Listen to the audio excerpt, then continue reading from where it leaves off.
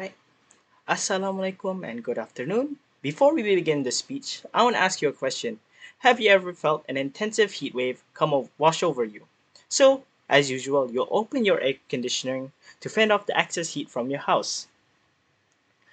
However, by opening the air conditioner, you actually air conditionings they actually generate a lot of energy. So at the end of the month, you see your bill, and oh my, it's in the hundreds. So, you're asking yourselves, how do we stop this vicious cycle? Well, ladies and gentlemen, my name is AHMAD HASHIMI bin NURULHALIM, and I'm here to show you there is other way by installing heat insulators in your semi-D household. So here are some of the photos that I took from back in June until August. It's at 27th of June until like 18th of August on the process on how we installed the heat insulators. Moving on. So I'm guessing some of you are asking like how do heat insulators work? So heat insulators they actually how heat insulators work. So heat insulators they help to reflect some of the heat generated from the sun as shown in the diagram here. Heat insulators they also come in different forms. Some of them can be from fiberglass, some from mineral wool and bubble foil. So what is bubble foil? Bubble foil is basically just think of it as like a bubble wrap, but it has a reflective outer coating. All right. So moving on.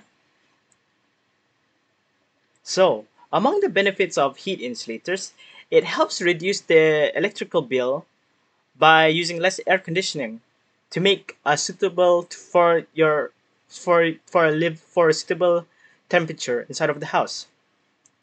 Other than that, it helps reduce heating absorption and provides a comfortable living.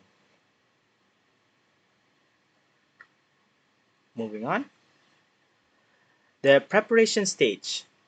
So for this demonstration, I will be using a lot of illustrations so that you guys can visualize on how the process is.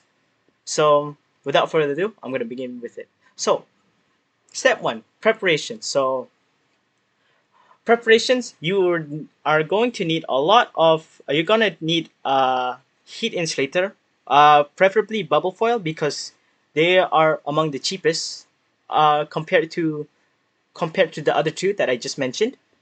You need a sharp scissor, a measuring tape, and a ladder. So for the safety equipment, you would need a face mask and protective goggles. So the reason why you need these two is because it is very dusty up on the attic, from my experience, of course. Other than that, this is optional as well. You need a wooden pallet so that you'd have like a suitable working place for you to sit down, depending on your attic. Okay, so we are moving on to the assembly process. So what we need to do is before entering the attic, we need to wear protective goggles and face mask. So use the ladder and place it near to the opening of the attic. And then afterwards, you carefully carry all of the materials into the attic slowly, except for the insulating mat. It really depends on the roof size of your house. Moving on. So for this before we begin, I would like to before we move on to the next step, I would like to teach you a little bit of the roof sections. So for this section, the heat insulator is gonna be we're only gonna be focusing on one section of the roof, not the entire roof process.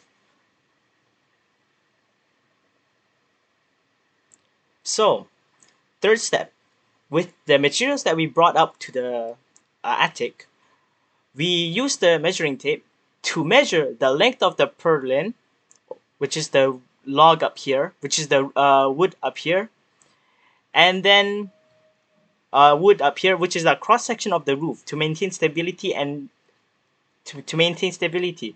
So what we want to do is use the measuring tape, uh, calculate the length, measure the length of the purlin all the way to the edge of the roof.